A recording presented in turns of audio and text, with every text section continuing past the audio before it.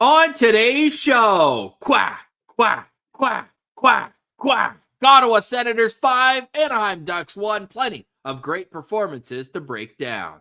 And we look ahead to a tough schedule for the Ottawa Senators as 10 of their next 11 games will be on the road. This is Brady Tkachuk, and you're listening to the Locked On Senators podcast. You're Locked On Senators, your daily podcast on the Ottawa Senators.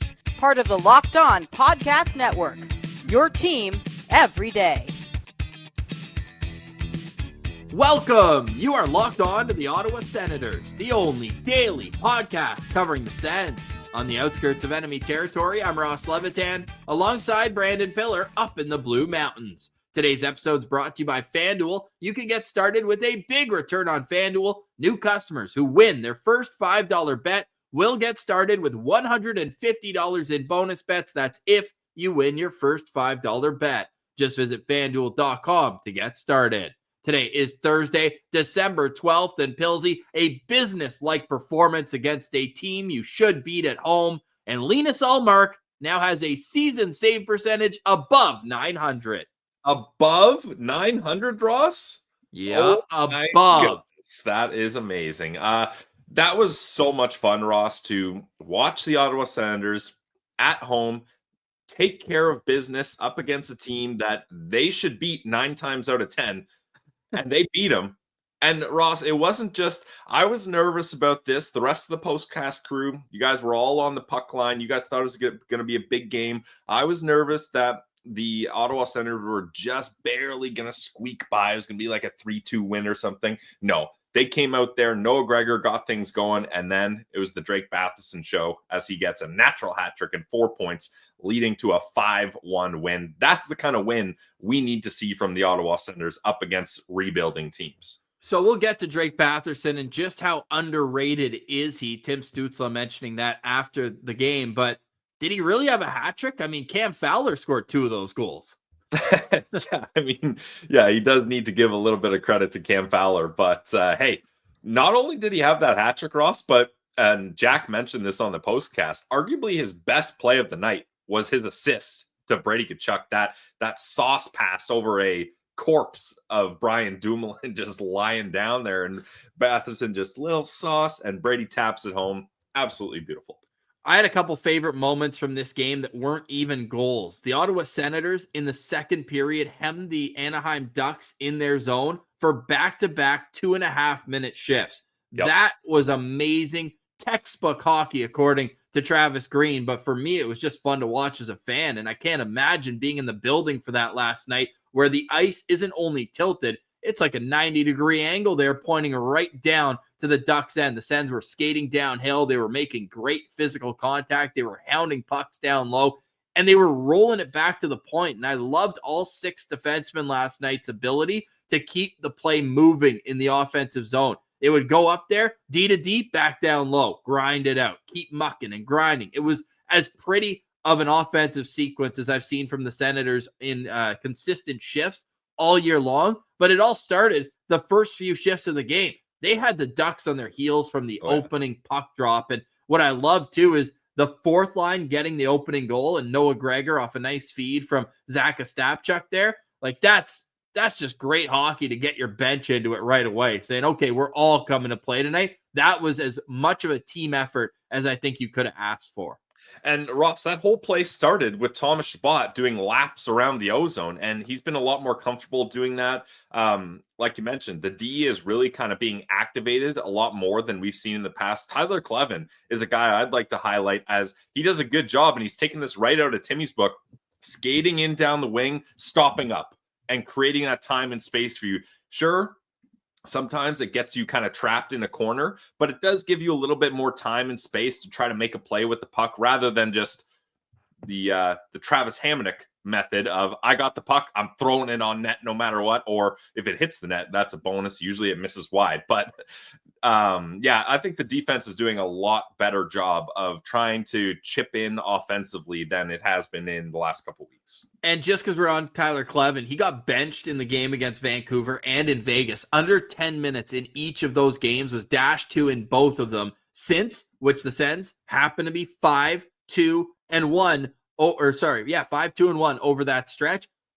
Kleven's time on ice has gone up, averaging about 15 and a half minutes. So he's really kind of gotten back into not only the good graces of the coaching staff, but he looks so solid back there right now. So really happy with the development of Tyler Kleven. I thought that Jake Sanderson had his best game in a while last night. There was no bad performances from the Ottawa Senators last night. Everybody came to play, and that's a sign of a team that's hoping to build something here. And in the last segment, we will get into the next 4 weeks ahead for the Ottawa Senators, starting tomorrow night in Carolina, the House of Horrors. What better or worse place to start this outrageous 10 of 11 on the road, where they'll come back and play on Saturday, and then a 9-game road trip. So they go 3-1 on this homestand. And I want to focus a little bit more on Linus Ullmark, who's 8-7-2 now on the season. He's got a 2.7 goals against average. The save percentage is up at .903. And Pilsy, why that is so phenomenal is what he's done in his last 5 games, a .944 save percentage now. Should have had a shutout last night. He hits the ref on a clearing attempt. Yeah. The puck goes right to an Anaheim Ducks player who holds it, and then gets a nice tip in front. No chance for him on that one. But one note on that, was that not about to be icing? I felt like Ullmark came out and played that just because he wanted to keep the clock rolling at that point. Yeah, maybe. I don't remember the play exactly there, but it was a nice little chop that would have banked off the boards and maybe started an on-man rush for the Sens. So the refs didn't want it to be so. So the shutout gets broken there. But Ross, Linus Ullmark's last regulation loss was against the Vancouver Canucks. And we all remember what that loss was like for Sens fans. I was very, very close to hitting the panic button. We had a full-on meltdown on the postcast. Sens fans didn't know what to do or what this team was going to be like the rest of the season. And since then, he's turned things around. So shout out Linus Ullmark. And he looks so calm in net. The rebound control is so good, and he's tracking pucks. He's on top of his crease so many times earlier in the year. You're kind of like, oh man, he's a little deep. He's getting beat quite often because he's right heels on the goal line. He's coming out to the top of the paint. He's challenging, and he's making the easy saves look easy, and he's making the hard ones look easy as well. That play that I talked about in the second period where Ottawa had so much offensive zone time, well, then all of a sudden the Ducks had a 2-on-1. If that goes in, I know it was 3-0 at the time, but if that goes in, the whole mood in the building starts to get nervous. Oh my God, here we go again. But for him to just make the right pad save, kick it into the corner, play goes the other way, and Ottawa then stays at the offensive zone for another couple minutes. Like, that's what a goalie can do to help the team on offense and the bench. You keep the mood up, everybody's feeling good. And then they go to work in the third period, scoring on a power play. And then Brady Tkachuk, I mean, what an absolute stud. He's not going to have an easier goal than that. Wide open back door. He could have had a cup of coffee and then slowly tap it and just give it a little tappy. Tap-a-root right in the back of the net. But just an all-around fantastic performance. The only worry about last night's game is that Zach Ostapchuk left late. Looked like he just took a bit of a bump behind the Anaheim goal, and he was slow to get off the ice. Travis Green said there is a little concern there, and they'll find out more in the later hours today. It's an off day for the Senators in terms of on-ice skates. They will have their annual Melnick Holiday Skate, another great initiative. We talked yesterday about how the Sens do their Chio visit every year. This is also an annual tradition where kids can come out on the ice at the Ottawa Senators arena, go for a couple loser laps with the Ottawa Senators players, and just hang out and have a great time. So the holiday spirit is alive and well, and Pilsy, it's a little easier to get into it and, you know, get your Santa hat on, get the gingerbread cookies made when you're 5-2-1 over a stretch where you should be 5-2-1. Let's not kid ourselves. The Senators are beating teams that, frankly, they should beat if they want to be taken seriously this year. The dead last Nashville Predators, the Anaheim Ducks, you get a win over them. You get a win over the San Jose Sharks during this run, and the Calgary Flames. So, look, and the Detroit Red Wings, who we know the Senators just own historically in the last 5 years. That to say, we're not going to apologize for it. Nope. But this was the definition of a take care of business homestand. It's a real shame the game got away from them on Sunday because they did deserve to win that game against the New York Islanders. But you look at the standings now, and what you're trying to do here over the next little while is not only get closer to the wild card, which they have. They're only 2 points back right now, although Tampa does have 2 games in hand. You're also trying to create some separation from the Buffaloes, the Montreals, the Detroits, who have just been kind of sneaking around right just below at Ottawa. So the first goal is to get away from the losers at the bottom of the East that we would have no idea what that's about, right, Billsy? Nope, not us. And we're looking up at the Boston Bruins, the New York Rangers, the Tampa Bay Lightning, and the Philadelphia Flyers. And I'll throw the Islanders in there and their 7 overtime loser points.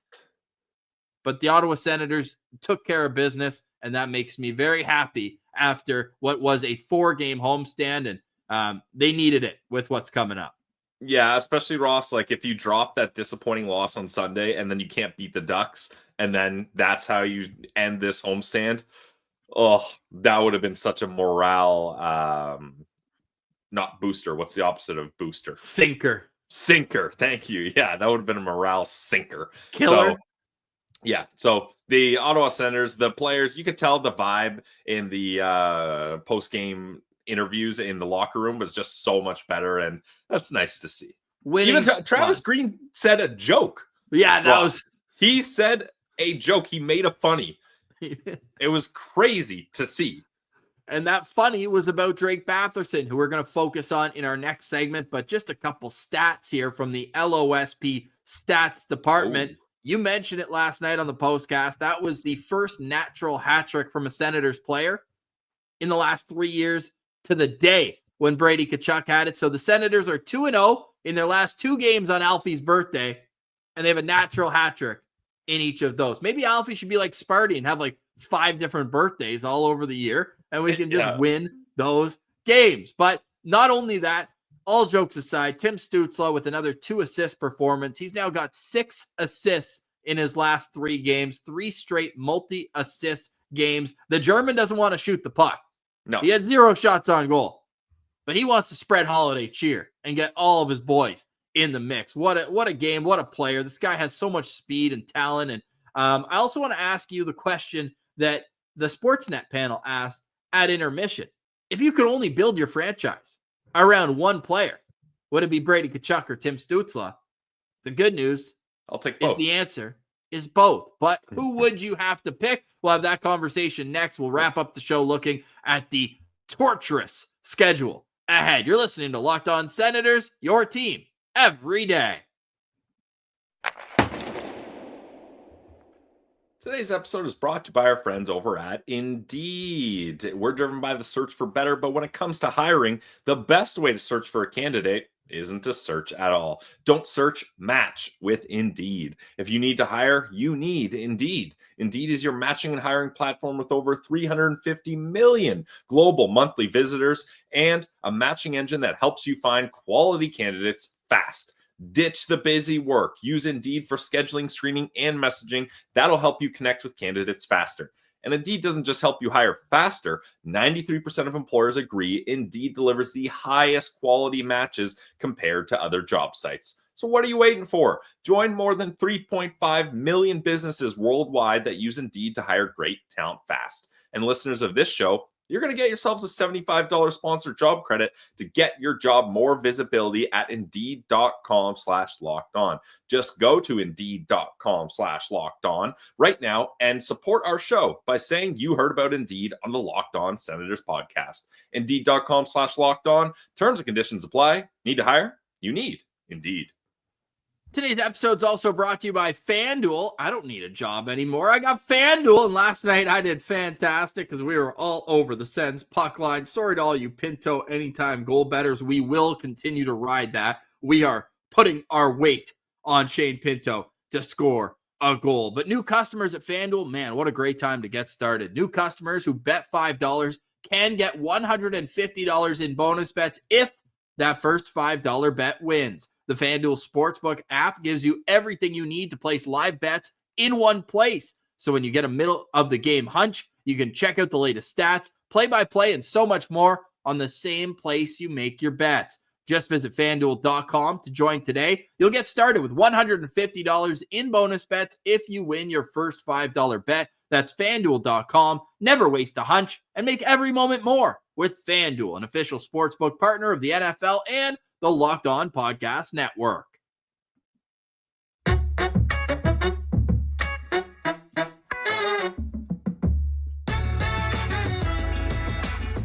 All right, Pilsy, it is game day. Tomorrow and Saturday, it is the third consecutive weekend, Pilsy, where the Ottawa Senators will have a back-to-back, but this time not Saturday, Sunday. We'll go Friday, Saturday, and look at that, next weekend, back-to-back. Oh, look, the weekend after that, back-to-back. The Ottawa Senators are in a grind of a schedule right now, but before we move on to that conversation, let's look at Drake Batherson's season. Yeah, it's fun to do after a 4-point night. Of course, it'll elevate anybody in the standings. But how about 20th in the National Hockey League in points, Pilsy?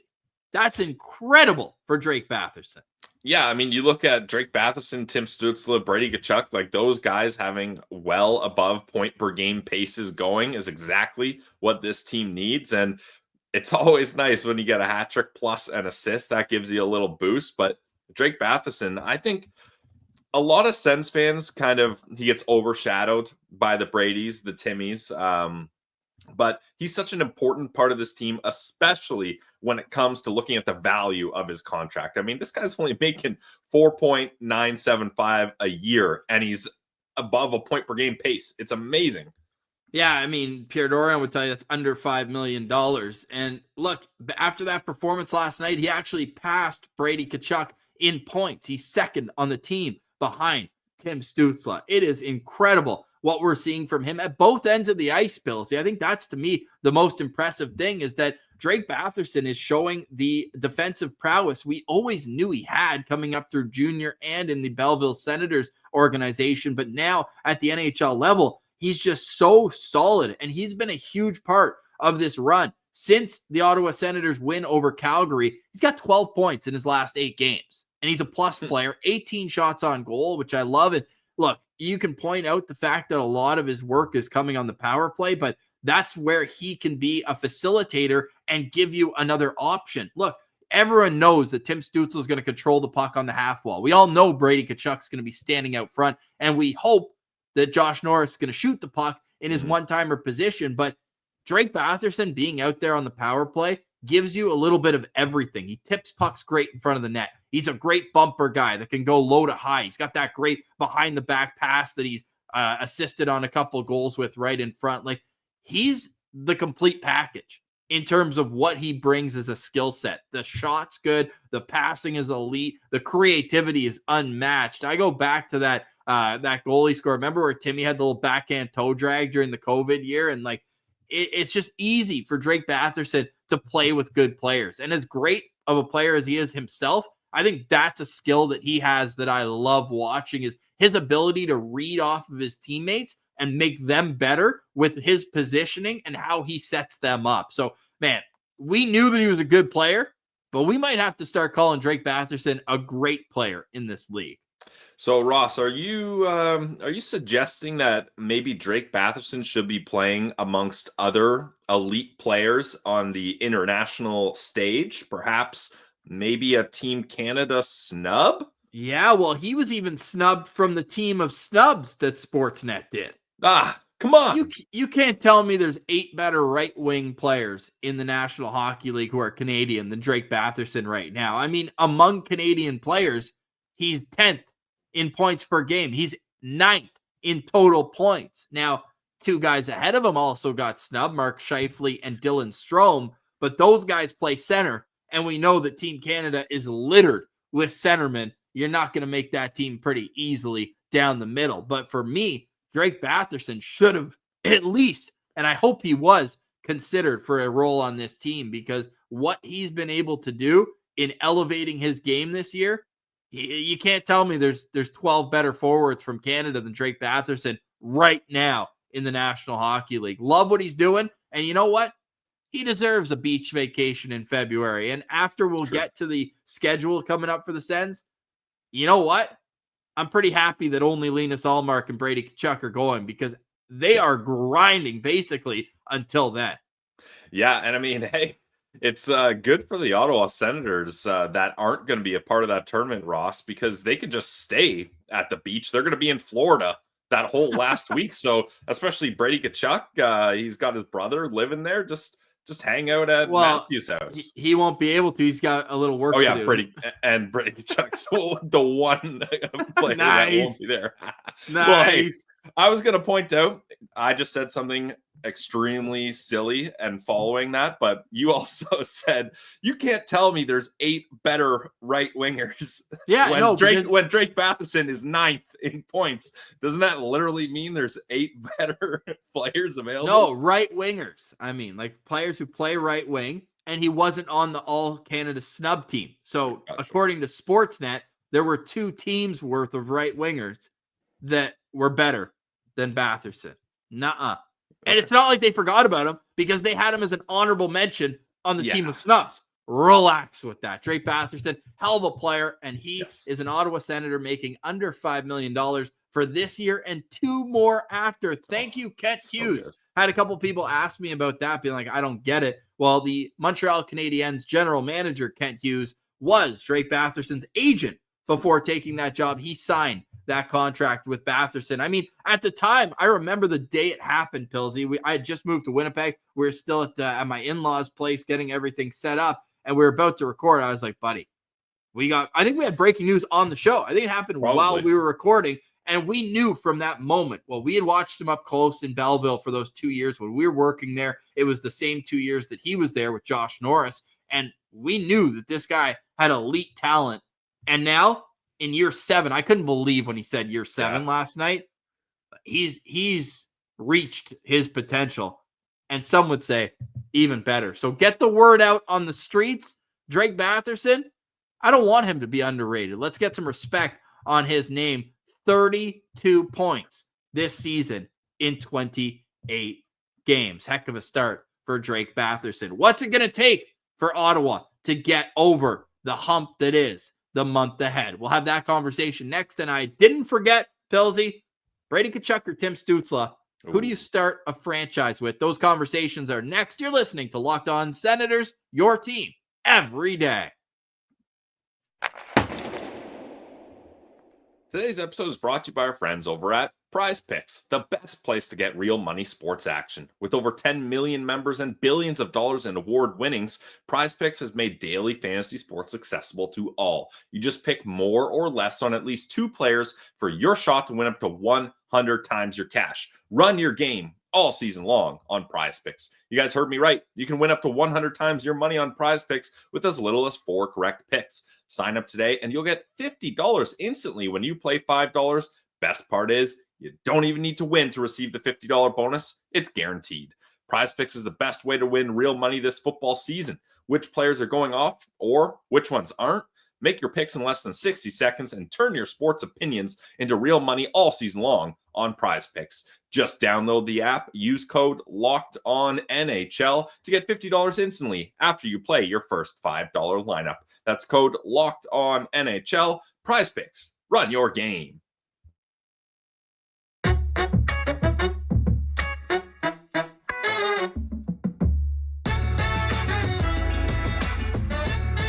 All right, Pillsy. So the Ottawa Senators have played 28 games this season. They are 13-2.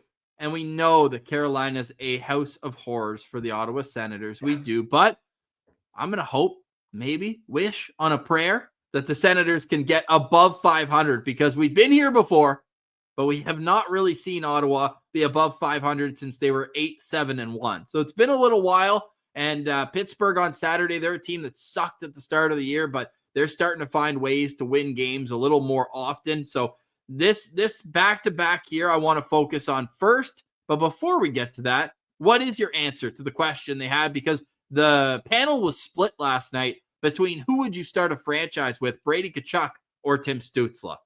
Well, there's a couple ways to look at this, Ross. Like if I was like, let's say an expansion team, I think I would go with Tim Stützle because you want to get butts in seats. You want that dynamic play. You want the big wow factor that'll get maybe people that aren't really in a traditional hockey market to be excited and to watch highlight plays of Tim Stützle. So if that's the case and you're like literally starting a new franchise, I think I would go with Tim Stützle for the dynamism, like we kind of touted when we were doing the draft profiles. I believe, Ross, that was your whole selling feature, is this guy's going to put butts in seats. So if that's what you're looking for, Tim Stützle. But if you're kind of a more storied franchise and you're trying to build for playoff success, then Brady Tkachuk has to be your answer, because this is a guy that hits, he fights, he scores goals, he puts pucks on net, he's got great leadership abilities. So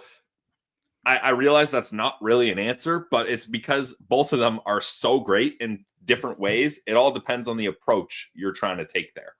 Dynamism, word of the day. We haven't had a word of the day in a while. Our vocabularies must have stalled. In the dictionary, dynamism means the quality of being characterized by vigorous activity and progress. Otherwise, historically, in philosophy, the theory of phenomena of matter or mind are due to the action of forces rather than to motion or matter. I think we're going with option one there. I was shocked the word dynamic was not a part of the definition of dynamism. Yeah, you know what I don't really understand from last night's panel and Sportsnet? The only thing I understand about Sportsnet is that Kyle Bukauskas is so awesome, and we obviously are huge fans of his. Yep. But the panel, Justin Bourne, I almost call him Jason Bourne. He's not quite the movie star. Justin Bourne said, it's easier to pull back a hyena than to paint stripes on a zebra or something like that. He used something that basically was saying that Tim Stützle is soft, or is just like soft skill, whereas Brady Tkachuk will go in the dirty areas, do all that. Now, obviously he will. But there's an interesting stat that came across my feed. Hockey Stats Muse had this one where Brady Tkachuk is the only player that has more than 100 hits and more than 25 points on the season. And like that's pretty impressive, right? Like, yeah, we like that. Well, if you look into this a little bit more, who's second in hits among players that have more than 25 points? The answer is Tim Stützle. Oh, damn. Tim Stützle is a physical player. Now, last year he was not, though, but Tinted Timmy is a different guy. He's an animal, to continue on Bourne's pun there. But like, I've had enough of the conversation that Tim Stützle doesn't play a physical, hard brand of hockey, because he does, man. And I think that part of his game is super underrated. And I mean, if the Sens make playoffs, you'll see it. This guy's not going to be afraid to get greasy and get into the dirty areas. He also has not fallen much at all this season. Last night he fell while maintaining control of the puck with no contact on him. He just toe picked and he got right back up, and bang, bang, bang, he's right in the offensive zone once again. This guy's a human zone entry all by himself. And I mean, the point totals just scream that. But yeah, I'm not going against Brady Tkachuk. That's my guy, and has been. The guy does the intro for the show, for crying out loud. So Brady Tkachuk is my answer, but it is 1A, 1B. And the beauty is Senators don't have to choose. They got them both locked up long term. Okay, Pilsy, this part of the show has been making me nervous, but we got to get to it. A look ahead at the schedule. Yep. We talked about Friday in Carolina. Ottawa has not won in Carolina since I can remember. Then on Saturday, you're home to Pittsburgh. Second half of back-to-back. Tomorrow we'll have a full game day preview for the Carolina game, and that's when we'll discuss how you split the goalies either this weekend or the next 2 weekends where you do have more back-to-backs. But after that, the road trip starts with the World Juniors coming to Ottawa. You go to Seattle on Tuesday. You go to Calgary on Thursday, Vancouver on Saturday, Edmonton on Sunday, and then you've got 5 full days off, the Christmas break. So it is a 9-game road trip, Pilsy, but there are 2 different parts of it that break it up. Maybe even 3, you could argue. We'll get to January. If you're watching on YouTube, we did pull up the schedule here. But are you compartmentalizing this road trip and just focusing on the first 4 through Western Canada and Seattle? Yeah, definitely. Because otherwise, it becomes very daunting when you're like, oh my God, we're not going to be home after December 14th till January 9th. I think that's the way to do it because also, like, players are going to go home and see their families during Christmas break, right? It's not like they're just going to be like in Ottawa watching video and doing workouts. So I think that's kind of a good stop, refresh, new road trip. But that's not to say breaking it up makes it any easier, Ross. Like, you're going up against the Seattle Kraken, who is a team I think the Sens can beat, but that's a team that they don't really have superstars. They more just have depth down the whole lineup. Calgary Flames. Goaltending. Yeah, great goaltending. Calgary Flames are exceeding expectations. I'll be boots on the ground for that game at the Saddle Dome. Vancouver Canucks, we just talked about it. Linus Ullmark's last regulation loss was to them, and that was scary. So let's hope they can turn things around there. And then obviously the Edmonton Oilers just own the Ottawa Senators. Like, Connor McDavid and Leon Draisaitl could just play 2 versus 5 and they'd probably still win and each collect multiple points. It'd be like an atom hockey team going up against a bantam hockey, 2 bantam hockey players or something like that. I know those aren't the terms they use anymore. I don't even know what they use. What I'm saying is they dominate the Sens. So this is not an easy road trip by any means. No, so that's the first 4. Then after 5 days off, you've got another back-to-back at Winnipeg, the top team in the National Hockey League when sorted by wins, and then the Minnesota Wild, I believe the top team in the National Hockey League when sorted. Percentage? By points, because they've got 4 OT losses, whereas Winnipeg has 0 on that one. They're 21-9, Minnesota 19-5-4. So 1-2 in the National Hockey League as of today. That's how you finish off the 2024 calendar year. Then you've got 3 days off again, Pilsy. You've got the 30th, the 31st, and the 1st off. And I'm assuming they're going to go straight to Dallas. So there's worse places to be to ring in the new year than Texas. They'll play another back-to-back in Dallas on Thursday the 2nd, then in St. Louis on Friday the 3rd. But then here's where you break up the road trip again. They're off Saturday, Sunday, Monday, and then they just play in Detroit.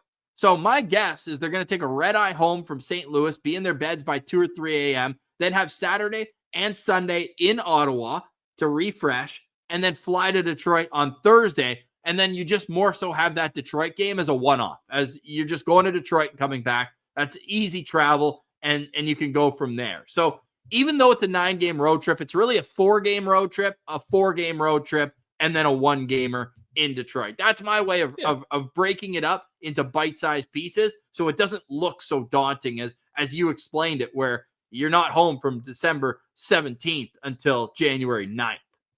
And I think it's nice, too, that other than Carolina and the Red Wings, it's all Western teams. So that doesn't make it easier, Ross, but at least it alleviates some of the pressure being like, oh my God, if we give this team 2 points, like, it's going to affect our wild card opportunities, which obviously you want to get those 2 points to help yourself, but it's not like you losing those games will drastically bump up the Eastern Conference teams ahead of you or anything like that. So I think that's at least a good thing. And it's not going to be easy for the Ottawa Senators, a team that really is not that great on the road as we sit right now, Ross. They got a 4-7-1 record on the road. So let's get that closer to 500 and then dominate when they're at home. Because as we've talked about a bunch of times, Ross, when this team's going to be closing out the season, they have such an advantageous schedule with lots of home games up against lots of beatable teams. Even when they come home, though, on January 9th, they alternate home, road for the next 4 games. So they're not really home until a 2-game stand where they're home from the 15th until they go back on the road for a second half of back-to-back. Again, like, the back-to-backs are outrageous. They're basically playing back-to-back every weekend through December and January. Like, I don't know who made this schedule, and obviously there's things out of the team's control having the World Juniors in town this year. They need the arena for that, but like they're back-to-back every single weekend in January after that first one. So it's going to be a grind of a schedule. You got a lot of teams in January that you're going to be looking at as teams to climb and beat. You got the 2 games in a week against the Boston Bruins. You've got a game in Madison Square Garden. You've got a game on Long Island. Like, even that is wild. Like, how could they not figure it out where after that Pittsburgh game, they come home and play 3 games and then go, like, they're going to New York, coming home for 2 games, and then going back to play New York and New Jersey. Like, why couldn't we not have that as a 3-gamer on the road where you play all 3 of them? You basically stay at the same hotel throughout the week. But of course, the Ottawa Senators could not have that luxury. So we'll see. But this upcoming schedule could break the season. I won't say it makes it, because obviously you're going to have to win beyond the 30-game mark or 40-game mark at that point to get into a playoff spot. But like, you need to go 500 over the schedule, and it's easier said than done on the road, but that has to be the goal, is to at least go 500. Yeah, it's going to be huge for them. And Ross, you mentioned all these back-to-back.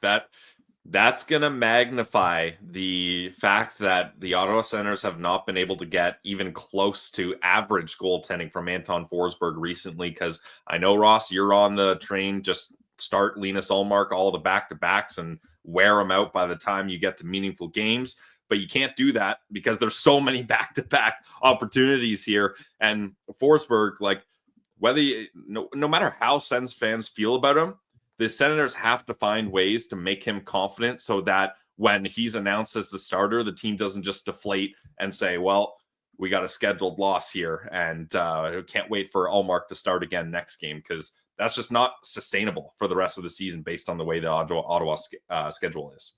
No, we'll see how the Ottawa Senators respond, but it was a very important game last night. I know it sounds silly. I said it before the game too. Like, you needed that win so badly against Anaheim, especially because you were one of only 2 games on the NHL schedule. So you needed to be able to win that game in hand, quote unquote, against all the teams that were sitting idle last night. Now, a lot of them are back in action tonight. I'll have the hater parlay going. I'm going to start posting those in case people want to ride. I'm 1-1 since starting. I do a parlay with all the teams that need to win to help the Senators, and we'll see if they can come through like they did the other night. So that's something that we're going to be watching for tonight on Twitter at Sens Central. Pilsy, any final thoughts on today's show? Final thoughts for me is the Belleville Senators had a 2-1 victory. Levi Merelainen continues his great season. I think he's like 7-2-1 on the year, so he's been good when he's been healthy and able to play, and kind of holding down the fort with Mads Sogard out. We hope Mads is back soon. But Ross, 7-1-2 with a .912 save percentage and a 2.11 goals against average, and even more impressive considering he'll have 3 goals on the first 8 shots in the game that I saw him play last weekend live in Manitoba. Yeah, so that's exactly what Belleville needs, and that's helped them onto a 5-game win streak. And it just shows you how tight these division races are, Ross. Even with the 5-game win streak, the Belleville Senators are 5th in their division. So, like, they got to keep things rolling here up against a tough division where Laval, Cleveland, Rochester, and the Marlies are ahead of them. So it's nice to get those wins, and let's keep her going down in the Bay of Quincy. The Belleville Senators are 5th in their division and 9th in the American Hockey League. Wow. Yeah, that puts it into perspective. Oh my God. Yeah, they're in a tough division. That's unbelievable. Now, they do have some games in hand. They have 4 games in hand on Rochester in particular. They've got 4 games in hand on Laval as well. So they just need to keep it rolling. They're 12-4-4 on the season, coming off 5 straight wins. Love to see that for the boys down in Belleville. And they're winning close games. They're winning 2-1 games. They don't have a single player. Actually, they do, because Cole Reinhardt's only played 12 games. He has 15 points, but he's the only player above a point per game on the Belleville Sens. I love seeing Donovan Sabrango score last night. He's having an awesome start to his year. Had the game winner. Oh, yeah. This kid is an absolute stud right now. 11 points now in 20 games for Halliday. He's struggling to get goals at the start of the season, but he's starting to figure it out here again. The grind of the season, right? He came in so hot after coming out of college, and then you learn that it's a grind, man, with all the travel and how they're playing 2-3 times a week. So we're following along down in Belleville, and we're excited too. Coming up, they're going to have that Belleville Bulls alumni game Saturday, December 14th. This Saturday, they're going to rock the old school Belleville Bulls jerseys. They're going to go for auction after, and I might have to take a peek at one of those because those are sick unis. And Ross, for our good friends in the Bay of Quinte area, Belleville, let's get those green seats covered up with Belleville Bulls jerseys and or Belleville Senators jerseys, because these boys are playing hard. They deserve to have a little bit more full of a barn than they've had recently. Well said, Pilsy. So the Ottawa Senators, winners against the Anaheim Ducks. 5-1 the score. It's 5-0 for a decent chunk of that third period when Ottawa made it 5-0. And nothing made me happier than seeing how rattled the Ducks head coach Greg Cronin was. He just looks like a miserable human being. So I was happy to see that. And I was also happy to see the boys stand up for one another. And Travis Hamonic took that huge hit behind the net from Radko Gudas. What's Gudas doing below the goal line, throwing hits in the offensive zone with 5 minutes left in a 5-1 game? So it's a pissed off captain. That's what he's doing. I'm glad that Hammer threw him for a bit of a loop there. I enjoyed that. And Ross Johnston just going at Ridley Gregg, punch him in the face. It's like, buddy, do you not know, like, that's Ridley Gregg's favorite part of hockey is getting punched in the face. So I'm sure everybody enjoyed that one. They just told Ross to beat it. They're like, get out of here, Ross. Out of here. 11 minutes left. What a bad play for a guy with a great name. Come on. All right, that's it for us today. Thank you for watching, listening, and engaging with the show. We'll have a game day preview episode tomorrow, and of course, the postcast. I will mention, though, the postcast tomorrow will start a little bit later. It's looking at about 11 p.m. start. If you don't stay up after the game, all good. Just have it as pregame listening on Saturday on another game day for the Ottawa Senators. So stay tuned for that tomorrow at 11 p.m. For today, we say goodbye. That's Brandon Piller. I'm Ross Levitan. This has been another edition of the Locked On Senators podcast, your team every day.